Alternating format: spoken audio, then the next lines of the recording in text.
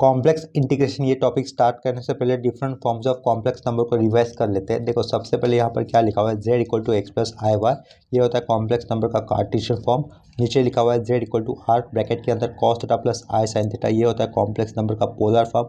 उसके नीचे लिखा हुआ है z equal to r dot e to the power I theta, ये होता है कॉम्प्लेक्स नंबर का यूलर फॉर्म। ठीक है, where are equal to root of x square plus y square, यहाँ पर आर को कहा जाता है modulus of complex number, and theta is equal to tan inverse of y by x, यहाँ पर थीटा को कहा जाता है आर्गुमेंट या फिर amplitude of complex number. Complex integration इस टॉपिक के अंदर बेसिकली करना क्या होता है, अगर अपने पास कॉम्प्लेक्स वेरिएबल है दैट इज z, ठीक है, अगर अपने पास complex variable that is z नाम का एक कोई वेरिएबल है, इससे जो भी फंक्शन बनेगा उसको हम लोग डिनोट कर सकते हैं f ऑफ z से। ठीक है, ये जो f ऑफ z से फंक्शन होगा वो भी एक कॉम्प्लेक्स फंक्शन ही होगा। इस फंक्शन का अगर हमें इंटीग्रेशन निकालना होता है तो वो कैसे हो जाएगा, integration f of z dz हो जाएगा। ठीक है, तो ये लास्ट में जो भी अंडरलाइन में लिखा हुआ है उसी को हम लोग क्या करते हैं, कॉम्प्लेक्स इंटीग्रेशन फाइंड आउट करना निकालते हैं, या फिर इवेल्यूएट, इस टाइप के अगर हमें क्वेश्चन आते हैं तो उसको हम लोग कॉम्प्लेक्स इंटीग्रेशन इस टॉपिक के अंदर लर्न करेंगे। ठीक है, जैसे कि हम लोग जानते हैं कि इंटीग्रेशन दो टाइप का होता है, एक तो होता है इनडेफिनिट इंटीग्रल जिसमें लिमिट मेंशन नहीं होता है, ठीक है, और दूसरा होता है डेफिनिट इंटीग्रल जिसमें लोअर लिमिट और अपर लिमिट वाला पार्ट हमेशा आता है। ठीक है, तो यहाँ पर कॉम्प्लेक्स इंटीग्रेशन के अंदर जो भी इंटीग्रल हमें फाइंड आउट करना होगा वो डेफिनिट इंटीग्रल टाइप का होगा, यानी कि वहाँ पर लोअर और अपर लिमिट ये हमेशा मेंशन करने होंगे। ठीक है, या फिर हमें वो दिए हुए होंगे।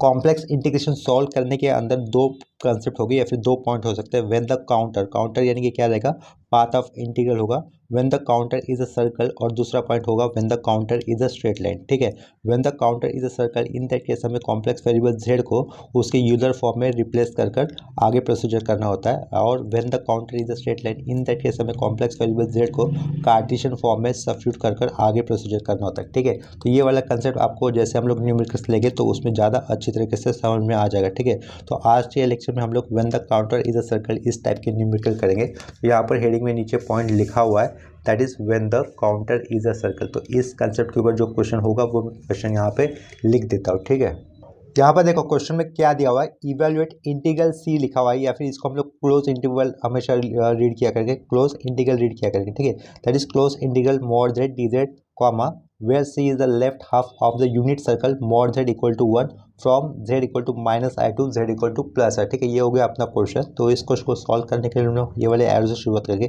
सबसे पहले हमें यहाँ पर गिवन वाला पार्ट लिखना होगा, तो यहाँ पर क्या लिखा हुआ है, गिवन, गिवन के अंदर हमें क्या लिखना है, मॉड z, मॉड z का मतलब क्या होता है, r होता है, that is radius of unit circle होगी। ठीक है, यूनिट सर्कल बोला हुआ है, इसका मतलब r कितना होगा, 1 ही होगा।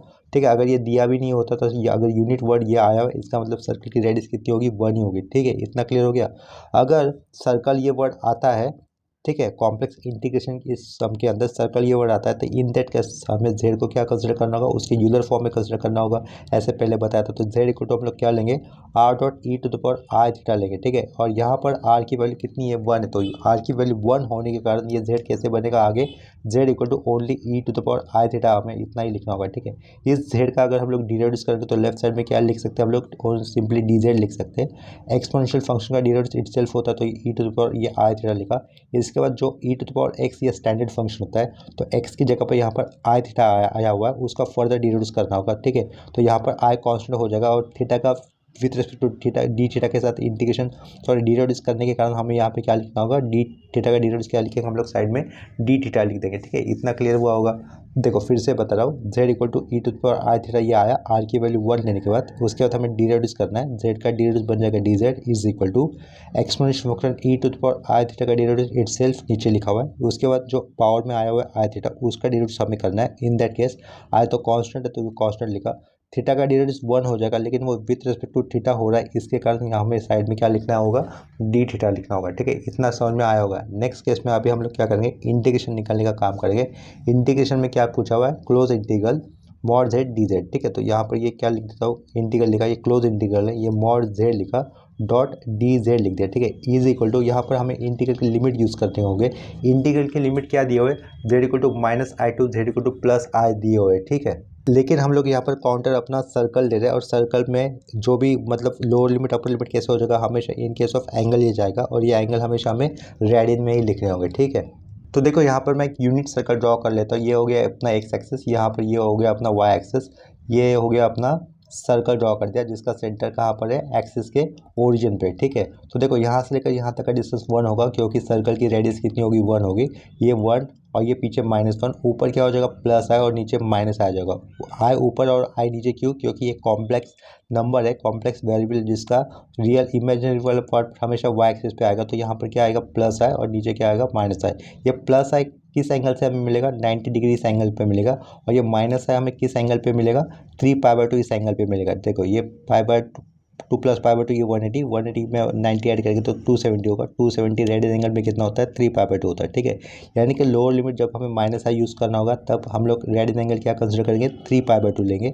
और जब हमें अपर लिमिट का आई अगर यूज़ करना होगा इन दैट केस हम लोग रेड एंगल क्या यूज़ करेंगे? π/2 यूज़ किया करेंगे, ठीक है। तो यहाँ पर देखो लोअर लिमिट की जगह पे हमें क्या लिखना होगा? 3π/2 लिखना होगा। 3π/2 यानी कि यहाँ से एंटी क्लॉकवाइज में आते आते ये हमें माइनस आई मिल जाएगा, ठीक है। और ऊपर की तरफ π/2 लिखेंगे हम लोग, यानी कि यहाँ से एंटी क्लॉकवाइज रोटेट करने पर आई मिलेगा यहीं तक π/2 इस रोटेशन पर, ठीक है। तो ये प्लस आई की जगह पे π/2 लिख दिया, ठीक है। मॉड जेड का मतलब उन्होंने कितना दिया हुआ है? मॉड जेड यानी कि आर जो कि दिया हुआ है 1, तो 1 अलग से सेपरेटली लिखने की कोई ज़रूरत नहीं है। साइड में हमें डी जेड लिखना होगा। डी जेड कितना है अपने पास? e⁻i θ और साइड में क्या ये आई और उसके साइड में क्या रहेगा? डी थीटा रहेगा, ठीक है। इतना क्लियर हुआ होगा। नेक्स्ट स्टेप में हम लोग इंटीग्रेशन के बाहर ये वाला आई को बाहर ले लेंगे, ठीक है। तो ये आई इंटीग्रेशन के बाहर लिखा और इंटीग्रेशन के अंदर क्या रहेगा? ये लिमिट इंटीग्रेशन का 3π/2 लिख दिया as it is. Upper limit लिखूंगा मैं π/2। इंटीग्रेशन के अंदर क्या रहेगा? e⁻i θ और साइड में क्या रहेगा? डी थीटा रहेगा, ठीक है। इतना क्लियर हो गया। इसके बाद हम लोग नेक्स्ट स्टेप में क्या करेंगे? इसका इंटीग्रल कर देंगे। तो ये आई कॉन्स्टेंट साइड में इंटीग्रेशन हो रहा है, इसके कारण यहाँ पर स्क्वायर ब्रैकेट दे दिया। e⁻i θ का इंटीग्रेशन क्या रहेगा? e⁻i θ ही रहेगा। और जो आई थीटा उसका डिनोट किया जाएगा, लेकिन वो अपॉन में लिखना है। अभी इंटीग्रेशन हो रहा है इसके कारण, ठीक है। तो अपॉन में आई लिखेंगे हम लोग। स्क्वायर ब्रैकेट क्लोज कर दिया। लोअर लिमिट कितना रहेगा? 3π/2 और अपर लिमिट कितना रहेगा? π/2 रहेगा, ठीक है। इतना क्लियर हुआ होगा। नेक्स्ट स्टेप में ये जो अपॉन का आई दिख रहा है, अगर हम लोग उसको स्क्वायर ब्रैकेट के बाहर लेते हैं तो बाहर के आई के साथ वो कैंसिल हो जाएगा। तो स्क्वायर ब्रैकेट के अंदर क्या बचेगा? ओनली e⁻i θ बचेगा, ठीक है। यहाँ पर स्क्वायर ब्रैकेट कंप्लीट कर दिया, यानी कि क्लोज कर दिया लास्ट में। इस स्क्वायर ब्रैकेट के बाहर हमें उसके लोअर लिमिट की जगह पे लिखना होगा 3π/2 और अपर लिमिट की जगह पे लिखना होगा π/2, ठीक है। नेक्स्ट स्टेप पे हम लोग क्या करेंगे? e⁻i θ को एक्सपांड करेंगे। किस तरीके से? देखो cos theta plus i sine theta, ये फॉर्मूला से हम लोगों ने क्या किया? e⁻i θ को एक्सपांड कर दिया, जिससे हमने एक स्क्वायर ब्रैकेट के अंदर लिखा है। लोअर लिमिट की जगह पे आएगा 3π/2 और अपर लिमिट की जगह पे आएगा π/2, ठीक है। नेक्स्ट स्टेप में हमें क्या करना होगा? थीटा की जगह पे आया हुआ अपर लिमिट पुट करना होगा, दैट इज वो क्या हो जाएगा? cos π/2 प्लस ये क्या लिखा? आई साइन π/2 लिख दिया। इसको एक ब्रैकेट के अंदर लिखेंगे। इसके बाद माइनस के बाद हमेशा ब्रैकेट होना चाहिए तो ब्रैकेट पुट कर दिया। ये कॉस लिखा, थीटा की जगह पे आएगा अभी ये 3π/2 आएगा प्लस आई साइन और थीटा की जगह पे आ जाएगा अभी 3π/2, ठीक है। यहाँ पर ये राउंड ब्रैकेट क्लोज कर दिया। नेक्स्ट स्टेप पे हमें क्या करना होगा? सिर्फ वैल्यू उसकी फाइंड आउट करनी होगी। cos π/2 यानी कि cos 90 कितना होता है? 0 होता है, तो 0 लिखने का कोई मतलब नहीं है। साइन π/2 की वैल्यू होती है 1, तो ये 1 × आई कितना रहेगा? सिंपली यहाँ पर आई रहेगा, ठीक है। cos 3π/2 की वैल्यू हो जाएगी 0, तो 0 लिखने का कोई मतलब नहीं है। साइन 3π/2 होगा -1 × दिस आई माइनस आई, ये माइनस है और यहाँ का माइनस साइन क्या हो जाएगा? प्लस आई। तो वो क्या लिखेंगे हम लोग? आई लिख देंगे, प्लस आई लिख देंगे। तो आई प्लस आई कितना होता है? 2 आई होता है। तो नीचे के स्टेप पे हमें क्या लिखना होगा? 2 टाइम्स ऑफ आई लिखना होगा और इसके लेफ्ट साइड में जो फंक्शन था उसे लिखना होगा, that is close integral mod Z और यहाँ पे क्या लिख देंगे? टी जेड लिख देंगे, ठीक है। इस सी का मतलब होता है काउंटर होता है। काउंटर का मतलब होता है पाथ ऑफ इंटीग्रल, लेकिन मैं यहाँ पे क्लोज इंटीग्रल क्यों बोल रहा हूँ? क्योंकि इसका मतलब दूसरे तरीके से वैसे भी लिया जा सकता है क्लोज इंटीग्रल बोलकर, ठीक है। इसके बाद सेम कंसेप्ट के ऊपर और एक क्वेश्चन लिख दे रहा हूँ मैं यहाँ पर। नेक्स्ट क्वेश्चन में देखो क्या दिया हुआ है? इवेल्युएट क्लोज इंटीग्रल, यहाँ पर ये सी लिखा हुआ है, ब्रैकेट के अंदर Z bar plus 2 times of Z bracket close along the circle x² + y² = 1, ठीक है। सर्कल देख के हमें ये पता चल रहा है कि ये सर्कल कैसे रहेगा? सर्कल का सेंटर कहाँ पे होगा? कोऑर्डिनेट के एक्सिस के ओरिजिन पे रहेगा, ठीक है। x² + y² = r², ये सर्कल का स्टैंडर्ड इक्वेशन होता है। तो यहाँ पर से हमें r की वैल्यू कितनी है? 1 है, ऐसा पता चल रहा है, ठीक है। तो इस क्वेश्चन को सॉल्व करने के लिए हम लोग ये वाले एरो से शुरुआत करेंगे। सबसे पहले यहाँ पर हमें क्या लिखना होगा? गिवन वाला पार्ट लिखना होगा। गिवन क्या दिया हुआ है? x² + y² = कितना होगा? 1 होगा, ठीक है। ये इसको ठीक से लिख देता हूँ, x² + y² = 1। देयरफॉर हमें यहाँ पर r की वैल्यू कितनी पता चल रही है? r की वैल्यू 1 है, ऐसा हमने यहाँ पर साइड में लिख दिया, ठीक है। हमें क्वेश्चन के अंदर क्या दिख रहा है? ये कॉम्प्लेक्स इंटीग्रेशन का सम दिख रहा है और साइड में ये वर्ड दिख रहा है, दैट इज सर्कल, ठीक है। ये सर्कल दिखने के कारण हम लोग क्या यूज़ करेंगे? लेट z = r.e⁻i θ यहाँ पे यूज़ करना होगा, दैट इज कॉम्प्लेक्स वेरिएबल का यूलर फॉर्म में यूज़ करना होगा, ठीक है। Let z = r dot e to the power r theta, जिसमें हम लोग आर की वैल्यू कितनी ले रहे हैं, 1 ले रहे हैं, तो इसके कारण ये जेड कैसे बन जाएगा, z is equal to e to the power r theta बन जाएगा। ठीक है, इतना क्लियर हो गया। इससे हम लोग डी जेड बना सकते हैं, तो डी जेड कैसे रहेगा, d z is equal to e to the power r theta का डिराइवेटिव इटसेल्फ, उसके बाद आर थीटा का फर्दर डिराइवेट करने पर क्या बचेगा, आई डॉट डी थीटा बचेगा। ठीक है, इतना क्लियर हो गया। यहाँ पर समझ लो ये जेड बार क्या होता है, कॉम्प्लेक्स कॉन्जुगेट होता है, यानी कि जो भी कॉम्प्लेक्स वेरिएबल दिया है जेड, उसका ये क्या रहेगा, कॉम्प्लेक्स कॉन्जुगेट रहेगा। वो कैसे फाइंड आउट कर सकते हैं हम लोग, z bar is equal to क्या होता है, सिंपली 1/z ऐसा होता है। ठीक है, फिर इसके बाद नेक्स्ट स्टेप पे हम लोग इस क्वेश्चन को इवेल्यूएशन यानी कि फाइंड आउट, इसका इंटीग्रेशन फाइंड आउट करने का काम करेंगे। तो लेफ्ट साइड में हमें given function as it is लिखना होगा, दैट इज इंटीग्रल सी लिखा। ठीक है, या फिर क्लोज इंटीग्रल भी बोल सकते हैं इसको। एक राउंड ब्रैकेट आएगा, उसके अंदर आएगा पहले तो Z bar plus 2 times of Z लिखा, ब्रैकेट क्लोज कर दिया और साइड में क्या रहेगा, डी जेड रहेगा। ठीक है, इज इक्वल टू, ये क्लोज इंटीग्रल ही लिखा अभी भी, जेड बार का मतलब क्या होता है, 1/z वो सब्स्टिट्यूट कर दिया प्लस 2 टाइम्स ऑफ जेड और लास्ट में राउंड ब्रैकेट क्लोज और उसके आगे क्या लिखा, डी जेड लिखा। ठीक है, इतना क्लियर है। यहाँ पर क्या किया, सिर्फ जेड बार का जो भी इसका इक्विवेलेंट फॉर्म होगा वो राइट साइड में मेंशन किया हुआ है, इज इक्वल टू इंटीग्रल डाला, ब्रैकेट डाला 1/z, जेड की जगह पर क्या है अपने पास, z equal to e to the power I theta होने के कारण 1/z, जेड की जगह पे क्या प्लेस कर देंगे, simply e to the power I theta place कर देंगे। ये प्लस आगे ये 2 लिखा, z का मतलब क्या है, देखो यहाँ पर E to the power I theta है तो ये ई to the power I theta लिख दिया, ब्रैकेट क्लोज कर दिया, डी जेड कितना था अपने पास, e to the power I theta, side में ये आई और उसके साइड में क्या रहेगा, डी थीटा रहेगा। ठीक है, इतना क्लियर हो गया। यहाँ पर देखो काउंटर कैसे दिया था, काउंटर यानी कि इंटीग्रल पाथ कैसे दिया था, हमें कंप्लीट सर्कल दिया था, left half, upper half, lower half, इस तरीके से कोई इन्फॉर्मेशन नहीं होने के कारण हम लोग यहाँ पर लोअर लिमिट की जगह पर 0 यूज़ करेंगे और वो काउंटर कंप्लीट हो रहा है, यानी कि कंप्लीट सर्कल बन रहा है, इसके कारण हमें ऊपर में अपर लिमिट में कितना लिखना होगा, 2π लिखना होगा। ठीक है, इतना क्लियर हुआ होगा। नेक्स्ट स्टेप में हम लोग क्या करेंगे, ये जो राउंड ब्रैकेट के बाहर जो आई दिख रहा है उसको कम्प्लीटली इंटीग्रेशन के आगे लिख लेंगे। ठीक है, ये आई को कम्प्लीटली इंटीग्रेशन के आगे लिखा, इंटीग्रेशन की लिमिट क्या थे, 0 से लेकर 2π तक थे, एक राउंड ब्रैकेट डाला और ये जो e to the power I theta बचा था राउंड ब्रैकेट के बाहर, उसको हम लोग राउंड ब्रैकेट के अंदर इनटू कर देंगे। ठीक है, तो ये 1/e to the power I theta into e to the power I theta cancel होने पर वहाँ पे क्या बचेगा, कुछ नहीं, यानी कि 1 लिखना होगा, प्लस इस साइड में क्या लिखेंगे, प्लस के आगे 2 लिखा, e to the power I theta dot e to the power I theta, base same होगा तो ये बेस को एक बार लिख देंगे और पावर में आई थीटा प्लस आई थीटा का एडिशन हो जाएगा, तो क्या लिख सकते हैं हम लोग, आई 2 टाइम्स ऑफ थीटा लिख सकते हैं। यहाँ पर राउंड ब्रैकेट क्लोज और उसके बाहर क्या रहेगा, डी थीटा रहेगा। ठीक है, नेक्स्ट स्टेप में हमें सिंपली इंटीग्रेशन कर देना होगा राउंड ब्रैकेट के अंदर आए हुए टर्म का, तो ये बाहर का आई एज इट लिख दिया, इंटीग्रेशन कर रहे हैं, इसके कारण यहाँ पर एक स्क्वायर ब्रैकेट डाला, 1 का इंटीग्रेशन करना है with respect to d theta के साथ, तो वो क्या लिखेंगे हम लोग, ओनली थीटा लिख देंगे, आगे ये प्लस लिखा 2 एज इट इज कॉन्स्टेंट होने के कारण, e to the power i 2 theta का इंटीग्रेशन इटसेल्फ होगा, e to the power i 2 theta लिखना होगा और अपॉन में आई 2 थीटा का डिराइवेटिव करना होगा, वो कितना बचेगा, ओनली 2i बचेगा। ठीक है, इतना क्लियर हो गया। यहाँ पर लास्ट में ये स्क्वायर ब्रैकेट क्लोज कर दिया, लोअर लिमिट 0 और ये अपर लिमिट कितना रहेगा, 2π रहेगा। ठीक है, नेक्स्ट स्टेप पे हम लोग क्या कर देते हैं, उस स्क्वायर ब्रैकेट के बाहर जो आई दिख रहा है उसको स्क्वायर ब्रैकेट के अंदर मल्टीपल करते हैं, तो वो कैसा हो जाएगा, ये थीटा आई रहेगा। ठीक है, प्लस यहाँ पर ये आई 2 के साथ मल्टीपल होगा तो 2i हो जाएगा, यहाँ का 2i और नीचे का 2i कैंसिल, तो प्लस के आगे हम लोग क्या लिख सकते हैं, e to the power i 2 theta ऐसा लिख सकते हैं। ठीक है, ये और ये एक राउंड ब्रैकेट के अंदर रहेगा, उसके बाहर लोअर लिमिट का ये 0 और ये अपर लिमिट का कितना है, 2π। ठीक है, नेक्स्ट स्टेप में हमें क्या करना होगा, थीटा की जगह पे अपर लिमिट का लिमिट 2π यूज़ करना होगा, तो ये क्या लिखेंगे हम लोग, यहाँ पर थीटा की जगह पर 2π लिखा, ये साइड में क्या रहेगा, आई रहेगा, प्लस ई लिखा, ये उसको थोड़ा सा नीचे लिख देता हूँ। ठीक है, इज इक्वल टू थीटा की जगह पे क्या लिखा, ये 2π लिखा, साइड का ये i plus e to the power i लिखा, थीटा की जगह पे हमें 2π लिखना, तो साइड में 2 था तो वो कितना हो जाएगा, आई के साइड में ये 4π हो जाएगा। ठीक है, ये हो गया अपर लिमिट, इसको एक ब्रैकेट के अंदर इंक्लोज कर देते हैं माइनस, उसके बाद फिर एक दूसरा ब्रैकेट आएगा, थीटा की जगह पे अभी यूज़ करना होगा 0, तो थीटा 0 इंटू आई 0 रहेगा, 0 लिखना कोई मतलब नहीं है, आगे क्या लिख सकते हैं हम लोग, ई टू द पावर 0 लिख सकते हैं। ठीक है, यहाँ पर एक राउंड ब्रैकेट क्लोज कर दिया। नेक्स्ट स्टेप में देखो ये 2π तो शुरुआत का एज इट इज रहेगा, ये 2π आई ये एज इट इज लिखा, plus e to the power i 4π को हम लोग एक्सपांड करेंगे। ठीक है, e to the power I theta का फॉर्मूला क्या होता है, cos theta plus i sine theta होता है, तो वो फॉर्मूला यूज़ करके हम लोग e to the power i 4π को किस तरीके से लिख सकते हैं, देखो कॉस 4π प्लस आई साइन 4π इस तरीके से लिख सकते हैं, प्लस आई साइन 4π इस तरीके से लिख दिया, किसको, ई टू द पावर आई 4π को, माइनस हमें देना होगा, एनीथिंग रेस टू 0 कितना होता है, 1 होता है, तो ये -1 हम लोग नेक्स्ट स्टेप में लिख देंगे। ठीक है, इज इक्वल टू यहाँ पर क्या रहेगा, ये लेफ्ट साइड में ये 2π आएगा, प्लस आएगा कॉस इवन नंबर के साथ पाया आता है तो जिसकी वैल्यू कितनी होती है, 1 होती है, और साइन के साथ हमेशा अगर पाया आता है, कभी भी पाया आता है और या फिर इवन नंबर के साथ, तो उसकी वैल्यू 0 ही होती है। ठीक है, तो यहाँ पर cos 4π की वैल्यू हम लोग कितने लिखेंगे, 1 लिखेंगे, ये तो 0 हो जाएगा, तो ये +0 लिख दिया, -1 +1 -1 कैंसिल रहेगा तो हो जाएगा, तो यहाँ पर फाइनल आंसर क्या बचेगा, ओनली 2πr। और इसके लेफ्ट साइड में जो क्वेश्चन था उसको हमें लिखना होगा, that is close integral, bracket के अंदर z बार था +2 टाइम्स ऑफ z था, ठीक है, यहाँ पर लास्ट में dz। तो यहाँ पर ये हमारा सेकंड क्वेश्चन कंप्लीट हो गया। इसके बाद सेम कंसेप्ट के ऊपर और एक क्वेश्चन मैं यहाँ पे लिख देता हूँ। यहाँ पे देखो नेक्स्ट क्वेश्चन में क्या दिया हुआ है, शो दैट इंटीग्रल सी लिखा है या फिर close integral log z dz is equal to 2πi where c is a unit circle in z plane, ठीक है। इस क्वेश्चन को सॉल्व करने के लिए हम लोग ये वाले एरर से शुरुआत करेंगे। यहाँ पर गिवन में हमें क्या लिख रहा है, देखो सर्कल दिया हुआ है, यूनिट सर्कल दिया हुआ है, यानी कि सर्कल की रेडियस कितनी होगी, 1 होगी। तो यहाँ पर ये क्या लिखा, गिवन लिखा, आर कितना होगा, आर यानी कि मॉड जेड कितना होगा, हमें ये 1 दिया हुआ है।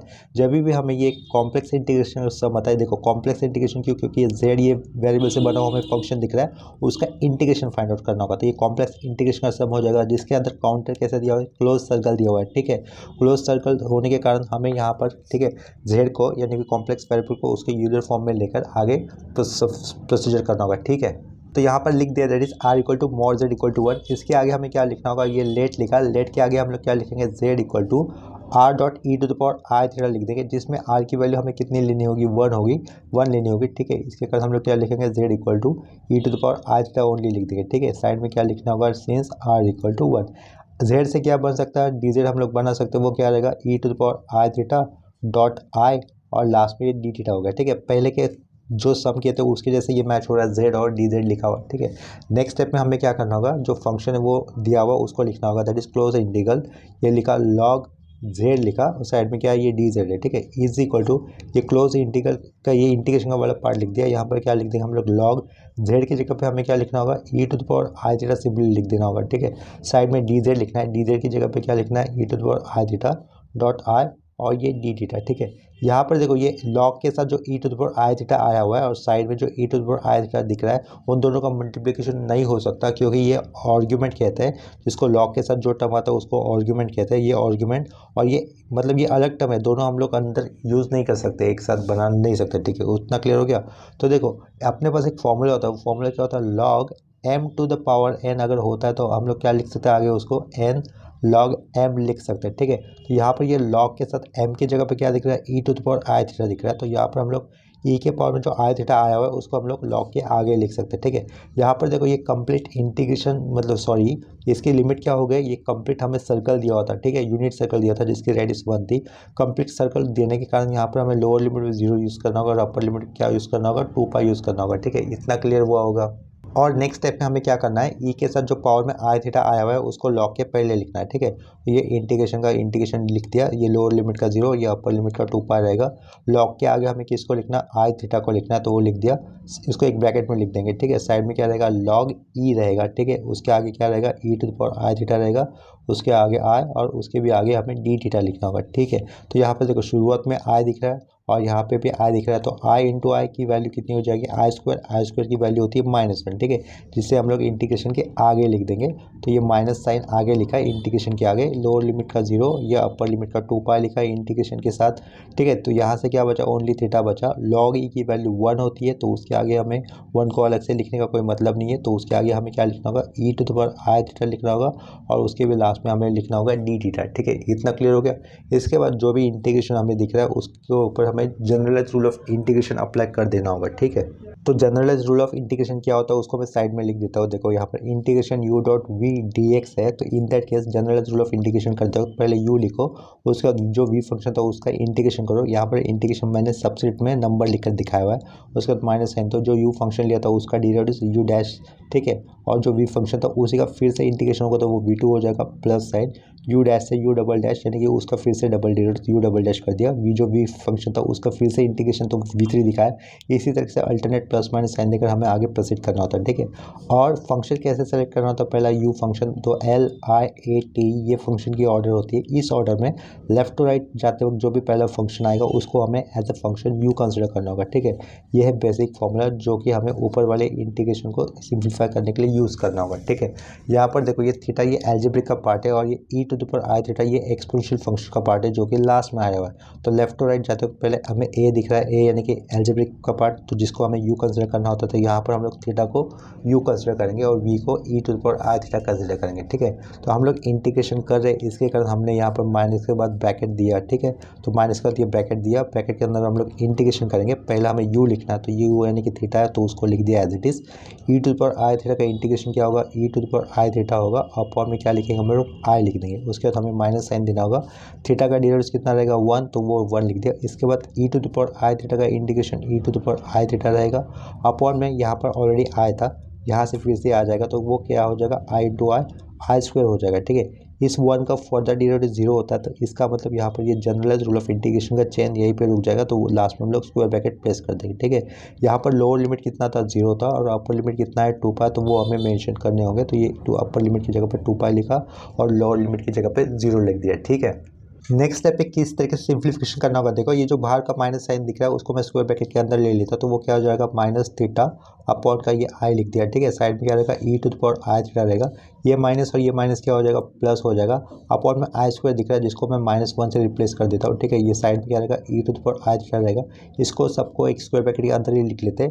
लोअर लिमिट का 0 और ये अपर लिमिट का 2 पाई। ठीक है, माइनस का मतलब क्या होता है आई स्क्वायर होता है, तो यहाँ पर मैं आई स्क्वायर लिख देता हूँ, ये साइड में ये थीटा है, अपॉन में जो आई था उसको एज इट इज लिख देता हूँ। साइड में क्या था e to the power I theta था, इस प्लस को ये माइनस साइन ओवरराइट करेगा, तो यहाँ पर माइनस साइन लिख देंगे। साइड में क्या रहेगा e to the power theta रहेगा, स्क्वायर ब्रैकेट इनक्लोज कर दिया और लास्ट में ये लोअर लिमिट का 0 और ये अपर लिमिट का 2 पाई लिख दिया। ठीक है, नेक्स्ट स्टेप में हम लोग क्या कर सकते हैं, देखो यहाँ पर ये आई स्क्वायर के नीचे आई आया हुआ है, यानी कि एक आई कैंसिल हो जाएगा, तो यहाँ से क्या बचेगा ओनली आई बचेगा। साइड में आएगा ये थीटा आएगा, उसके साइड में आएगा e to the power I theta आएगा minus e to the power I theta, इसको एक स्क्वायर ब्रैकेट के अंदर फिर से इंक्लोज कर देंगे, लोअर लिमिट का 0 और अपर लिमिट का 2 पाई। ठीक है, नेक्स्ट स्टेप में हम लोग क्या करेंगे, थीटा की जगह पे अपर लिमिट का 2 पाई पुट कर देंगे। ठीक है, तो देखो नेक्स्ट स्टेप पे हमें करना क्या है, ये आई बाहर का एज इट इज, थीटा की जगह पर ये अपर लिमिट का 2 पाई प्लेस कर दिया एक ब्रैकेट के अंदर, ई टू द पावर आई लिखा, थीटा की जगह पर ये 2 पाई प्लेस कर दिया, माइनस थीटा की जगह पे हमें आई टू पाई यूज़ करना होगा, ये ई to the power i as it is, theta की जगह पे 2 पाई प्लेस कर दिया, इसको सब कुछ एक राउंड ब्रैकेट के अंदर लिखा, ये अपना अपर लिमिट हो गया। ठीक है, इसके बाद माइनस का ब्रैकेट आएगा, थीटा की जगह पे अब ये 0 हो जाएगा, तो ये तब सारा 0 माइनस थीटा की जगह पे 0, तो ये कैसे हो जाएगा ई टू द पावर 0 हो जाएगा। ठीक है, लास्ट में ये राउंड ब्रैकेट क्लोज कर दिया।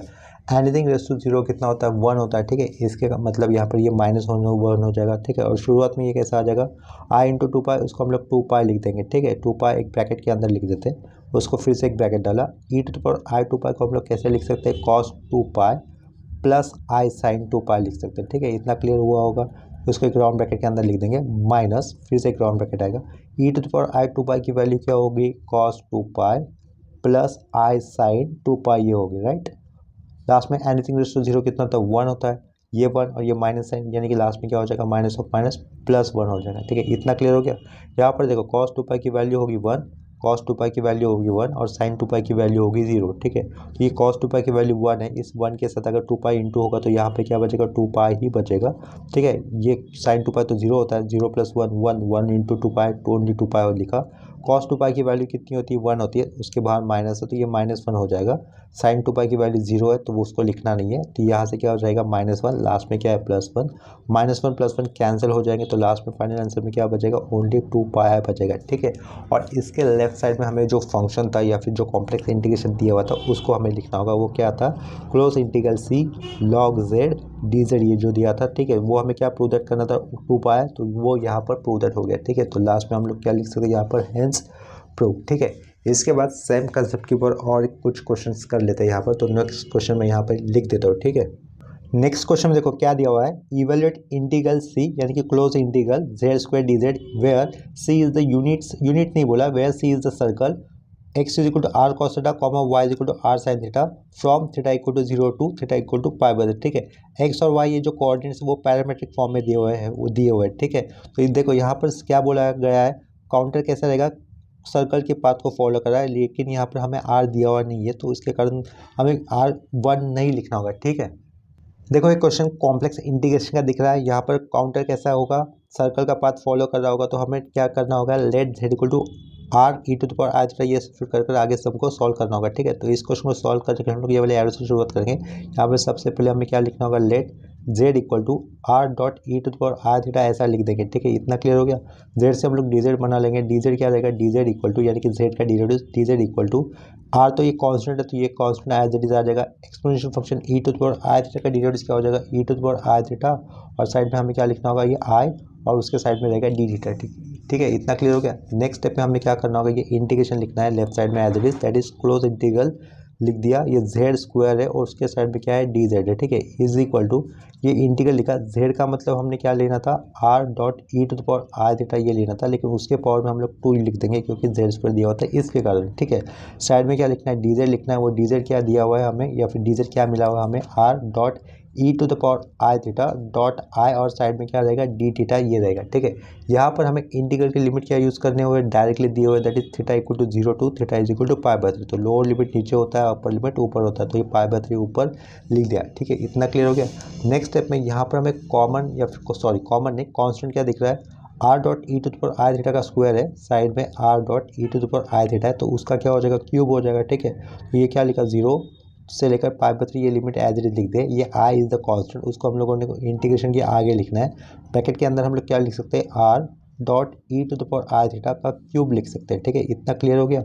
और साइड में क्या लिखेंगे हम लोग, डी थीटा लिखेंगे। ये ब्रैकेट 2 बार आया हुआ है, साइड में सेम टर्म आया हुआ है, वो ब्रैकेट के साथ अगर मल्टीपल करूंगा तो क्या हो जाएगा, r dot e to the power I theta की पावर में हमें 3 लिखना होगा या फिर क्यूब लिखना होगा। ठीक है, इतना क्लियर हो गया। नेक्स्ट स्टेप में हम लोग क्या करेंगे, जो ब्रैकेट के अंदर के टर्म दिख रहे हैं उनके पावर में 3 होने के कारण हम लोग ब्रैकेट के अंदर आए हुए दोनों टर्म को हम लोग पावर में 3 लिख देंगे। ठीक है, तो ये आई एज इट इज लिखा, इंटीग्रल 0 टू पाई बाय 3 ये एज इट इज लिखा है। तो यहाँ पर हम लोग ब्रैकेट के अंदर क्या लिख सकते हैं, ब्रैकेट के अंदर ये आर क्यूब, और साइड में e to the power i 3 theta लिख देंगे। ठीक है, और साइड में क्या रहेगा, डी थीटा रहेगा। यहाँ पर r cube is the constant, तो उसको हम लोग इंटीग्रेशन के आगे लिख सकते हैं, तो वो क्या हो जाएगा, आई आर क्यूब ऐसा हो जाएगा। Integration for lower limit 0, upper limit कितना, ये पाई बाय 3 ये एज इट इज लिखा। इंटीग्रेशन के अंदर कौन सा टर्म रहेगा, e to the power i 3 theta ये वाला टर्म रहेगा, और उसके लास्ट में हम लोग क्या लिख सकते हैं, डी थीटा लिख सकते हैं। ठीक है, इतना क्लियर है। नेक्स्ट स्टेप में हम लोग क्या करेंगे, ये i as it is, i r cube as it is, integration के बाहर वाला term, e to the power i 3 theta का इंटीग्रेशन क्या हो जाएगा, e to the power i 3 theta ये रहेगा, और अपर में हमें क्या लिखना होगा, 3 आई लिखना होगा। ठीक है, यहाँ पर ये स्क्वायर ब्रैकेट क्लोज कर दिया। यहाँ पर हम लोगों ने क्या किया, स्क्वायर ब्रैकेट के अंदर ऊपर आए हुए फंक्शन का इंटीग्रेशन कर दिया है। ठीक है, स्क्वायर ब्रैकेट के बाहर हमें लोअर लिमिट और अपर लिमिट मेंशन करने होंगे, तो ये लोअर लिमिट का 0 लिखा और ऊपर क्या आएगा, पाई बाय 3 आएगा, ये अपर लिमिट। ठीक है, नेक्स्ट स्टेप में क्या कर सकते हैं हम लोग, स्क्वायर ब्रैकेट के अंदर जो 3 आई दिख रहा है उसको हम लोग वो कांस्टेंट होने के कारण स्क्वायर ब्रैकेट के बाहर ले सकते हैं। ठीक है, वो कैसा हो जाएगा, फिर ये शुरुआत का आई और ये डिनोमिनेटर का आई कैंसिल हो जाएगा, तो बाहर क्या रहेगा, ओनली आर क्यूब अपॉन 3 ये रहेगा। ठीक है, ब्रैकेट के अंदर क्या बचेगा, e to the power i 3 theta बचेगा।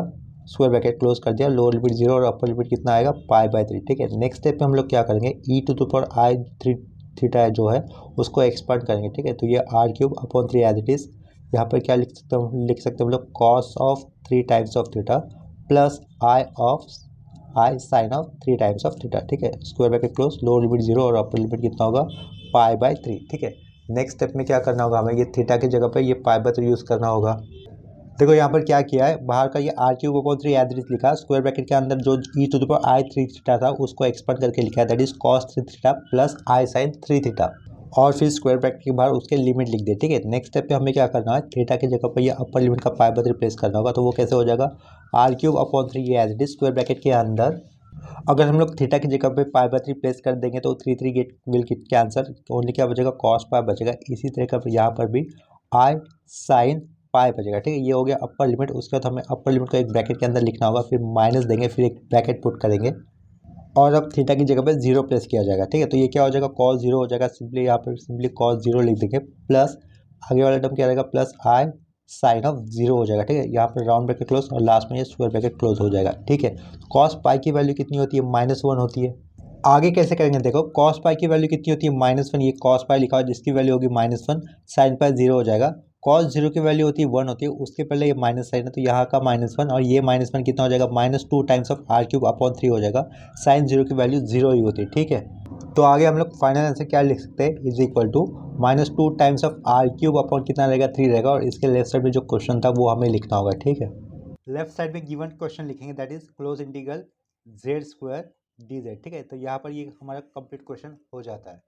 तो आज के इस लेक्चर में हम लोगों ने कॉम्प्लेक्स इंटीग्रेशन इस टॉपिक के अंदर when the counter is a circle इस कंसेप्ट के ऊपर 4 सब किए। तो आज के लिए इस प्रॉब्लम्स में या फिर कंसेप्ट में कहीं पर भी डाउट होता है तो आप लोग मुझे कमेंट सेक्शन में इन्फॉर्म कर सकते हो, ठीक है। तो अभी के लिए ये लेक्चर यहीं पे स्टॉप करते हैं, मिलते हैं नेक्स्ट लेक्चर में। तब तक के लिए बाय एंड टेक केयर।